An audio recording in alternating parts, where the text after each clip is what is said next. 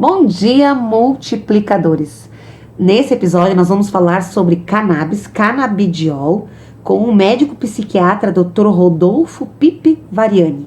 Se você, como eu, também tem algumas curiosidades sobre esse assunto e quer saber mais, não pode perder, essa sequência de perguntas que eu vou estar fazendo aqui com o doutor e que vai esclarecer muito a todos vocês.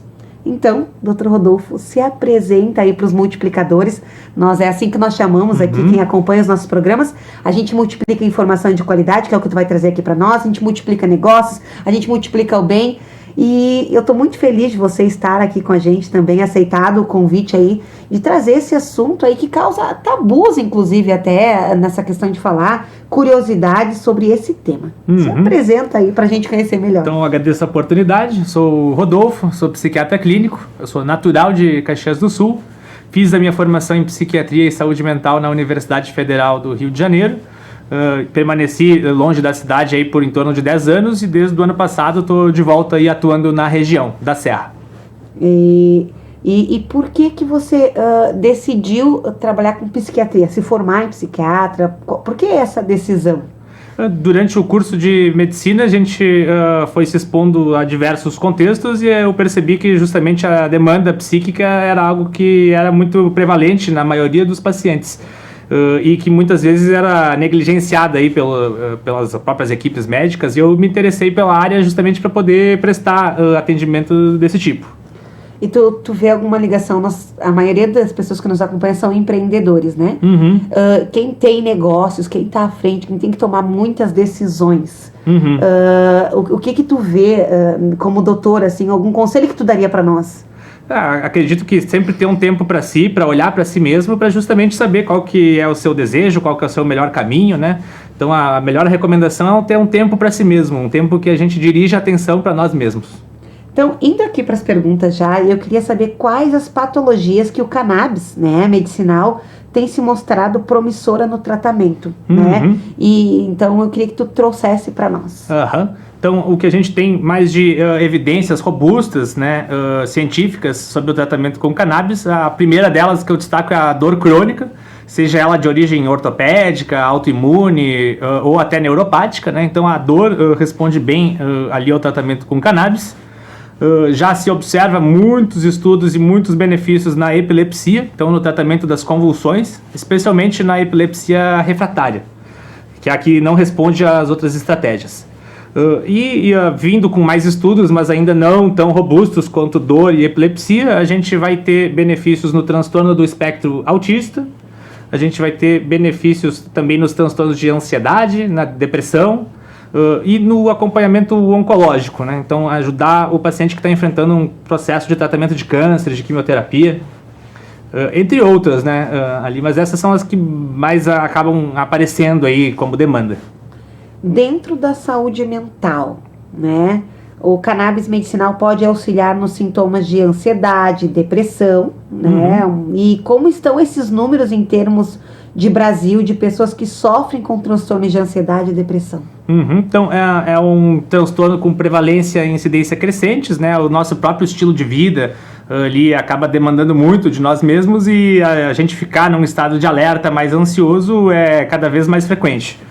Como a maioria dos tratamentos convencionais para ansiedade e para depressão possuem alguns efeitos colaterais, nem todos os pacientes se adaptam, a cannabis ela surge como uma possibilidade terapêutica interessante nesse sentido. Então, e ela tem alguma contraindicação?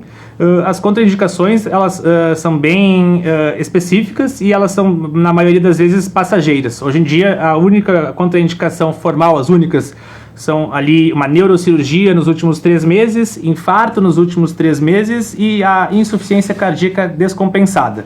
São as únicas contraindicações absolutas. E aí por pouco tempo, Se a gente aguardar, a gente consegue utilizar. O transtorno do aspecto autista é uma condição para a qual não existe cura conhecida. A cannabis medicinal é recomendada. Como é a sua experiência em atender esses pacientes, crianças e seus pais? E por que os pais sofrem nesse contexto? Então, o transtorno do espectro autista é um transtorno do neurodesenvolvimento que vai afetar principalmente a questão da linguagem e da socialização ali do paciente, e esse paciente também ele vai sofrer muito com a parte sensorial, né? Então o estímulo sensorial ali incomoda muito ele. Realmente na medicina ainda não tem nenhum tratamento específico para essa condição. Contudo, nos últimos tempos, observa-se que o canabidiol ele consegue atenuar a intensidade desses sintomas relacionados ao autismo. Então, ele consegue diminuir a sensibilidade sensorial, melhorar o padrão do sono, da agitação, e ele também proporciona também por si o melhor desenvolvimento da linguagem e da socialização. Então, ele consegue atenuar as queixas e deixa o dia a dia aí do paciente e da família, que acaba às vezes sofrendo junto, mais tranquilo. Bom, eu tenho um programa de mulheres, a gente tem um movimento de mulheres aí com mais de 700 mulheres aí na Serra Gaúcha, e eu queria saber sobre a saúde da mulher, né? A gente tá aí cada vez mais tendo essa jornada dupla, é família, é trabalho, é em vida social, e a idade tá chegando, tem algum benefício, tem alguma questão da idade também, fases da vida? Então eu lembro que fora do cérebro, o local do corpo humano que mais tem receptores para esse tipo de remédio é ali o trato ginecológico feminino. Então a gente tem grandes efeitos em algumas queixas ginecológicas. Lembro da endometriose, que pode estar melhorando ali da sua intensidade aí das crises, das dores e dos outros sintomas, e também sintomas relacionados ali ao climatério, à menopausa, né? Então os transtornos do sono, os fogachos, os calorões, as instabilidades emocionais que podem estar ocorrendo aí nesse período da vida, elas podem ser atenuadas ali com o tratamento. Bom, eu entendo muito de estabilidade emocional no sentido de, por exemplo, eu não estou na menopausa, nada mais, no dia, no ciclo ali, eu tenho um dia específico que realmente altera, eu me sinto, não sei as mulheres que me acompanham aqui ou quem acompanha essas mulheres aí, eu sinto realmente o humor alterado, né? Isso é um tratamento que eu posso tomar no dia, tipo um anticólica, ou alguma coisa que eu tenho que ir tomando assim, então anticólica? Vai depender de cada paciente. Tem pacientes que têm ali o transtorno pré-menstrual, esses sintomas de uma maneira mais intensa e que vão ter benefícios de usar regularmente, mas tem quem tem ali mais pontual, vai poder estar utilizando ali nos dias anteriores. É comum as mulheres sofrer disso, é algo bem fisiológico, né? Porque na verdade o próprio ciclo menstrual ele causa ali inchaço no corpo da mulher, e é esse inchaço que às vezes pode aumentar um pouco a inflamação do corpo. Isso pode deixar ali a gente mais irritável, mais sensível, com dificuldade de sono, aqui, com alteração de apetite. Alteração de apetite não tá. Já a realidade é que o canabidiol atenua os efeitos colaterais da quimioterapia. Verdade? Sim, inclusive em muitos países hoje em dia, como Israel, como Suíça, o protocolo de quimioterapia ele já conta com terapia à base de cannabis.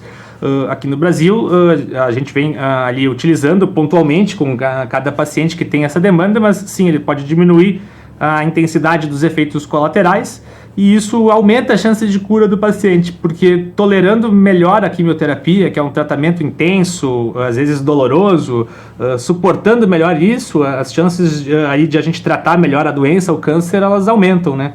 A gente não precisa diminuir dosagem, a gente não precisa rever os protocolos, então a gente consegue fazer um tratamento mais assertivo, e mais direto e mais confortável ali para o paciente.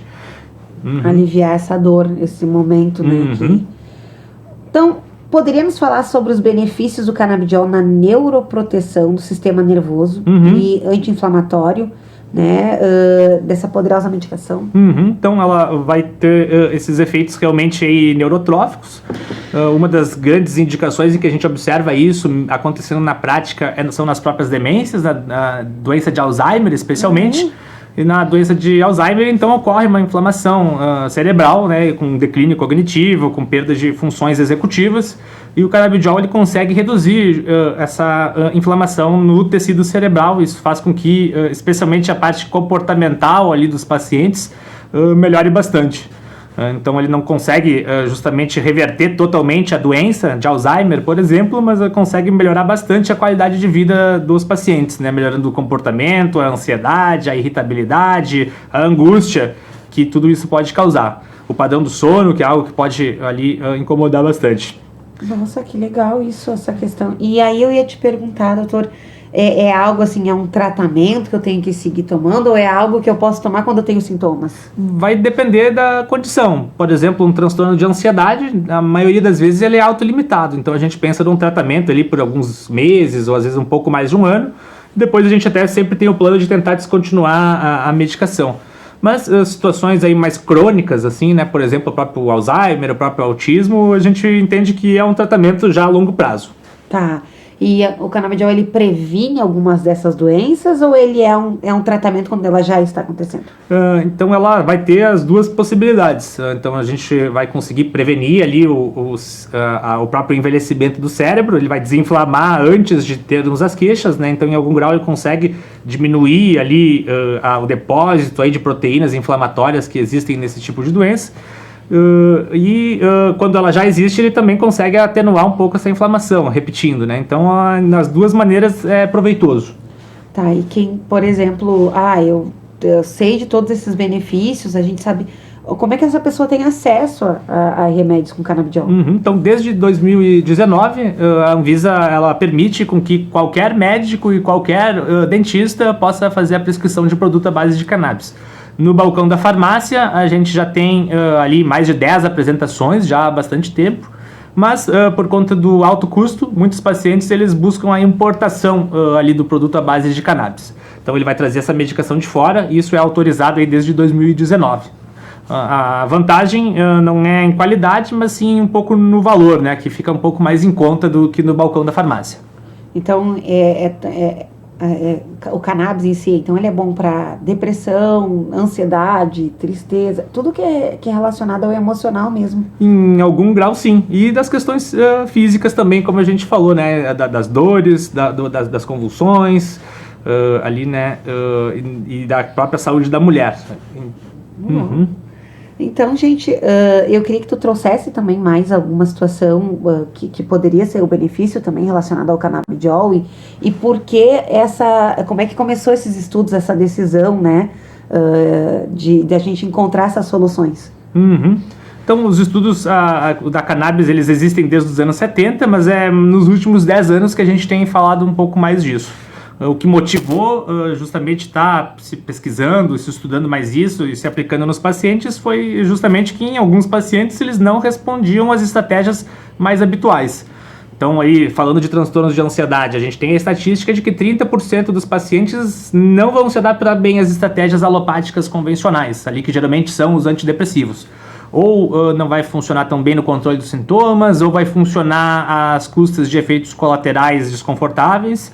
Então ali é um número ali bem considerável de pessoas e isso aí motivou a buscar alternativas, né? E também em situações em que a gente não via muita resposta, como a epilepsia refratária, né? Então usava 2 ou 3 fármacos e o paciente continuava tendo crise, o canabidiol surge como uma possibilidade.